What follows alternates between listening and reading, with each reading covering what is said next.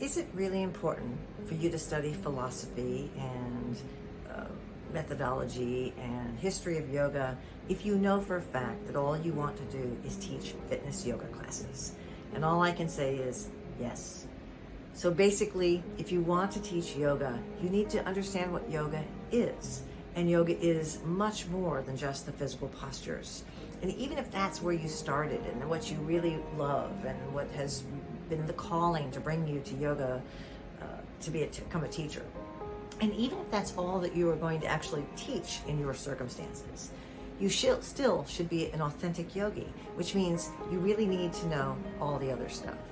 So we have a short course that will follow this, that will teach you about the 8 limbs of yoga and what they are and why you should study them. And it's very important for us to embrace or understand that there's a lot we don't know, and you can't make a judgment ahead of time on what you do and don't need until you actually find out what you don't know. So the very first of the Yoga Sutras of Patanjali, which is the wisdom teachings that all of yoga is built on, the first one says, now the exposition of yoga will begin. And what it means is when we come to the guru or into the room or to whatever course of studies we've decided, what's most important is that we don't bring in preconceived attachments and this idea of what we do know or don't know. In other words, you have to have beginner's mind. You have to come in like a blank screen, right? Ready to be filled with new information. And if I come and I sit into a lecture with someone and I'm thinking, I don't need that, or I don't believe in that, I don't know that, or someone else already taught me this about yoga, or I already know all this, I don't need to pay attention. We all have this attachment to what we believe we are going to get out of any session and what's valuable to us and what is not. And yoga teaches us that every moment is a fresh beginning to embrace and listen and process what we're being exposed to, and then do with it what you will. So that said, every time you walk into the room, now the exposition of yoga will begin. It begins fresh and new each and every time. And we need to take in all of the information and then let it percolate and let it process to where what begins as an academic understanding becomes a heart knowing or true wisdom.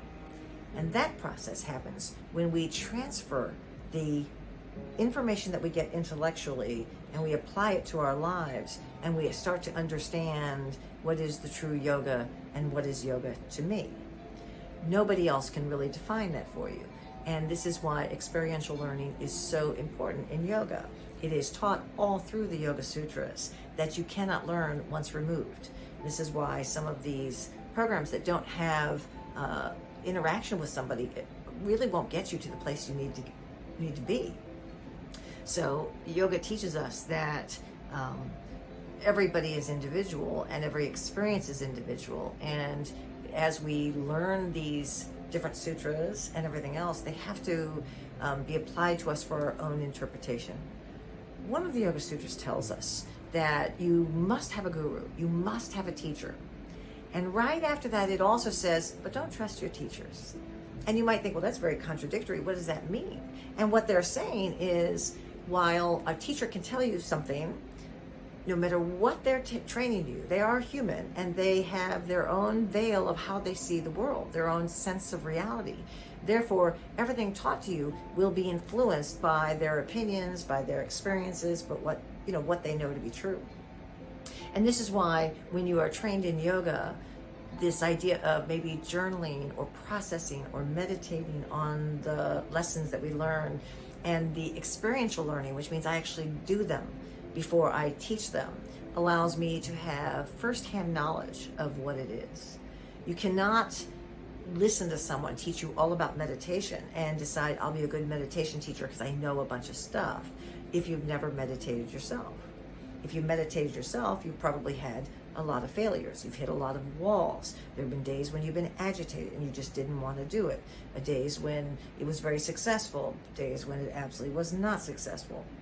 Those experiences are necessary to be able to teach others, because when your student hits a wall and they feel like they can't meditate because they have too busy a mind and they have obstacles and they're agitated. You can, with true authority, say, yeah, I've had that experience too. That happens sometimes. But trust me, if you stay with it a long period of time, you will eventually really understand the beauty and the value of meditation on a spiritual level, as well as the physicality of it and what it will do to change our nervous system. So while I know that intellectually, I have to experience it to really teach it.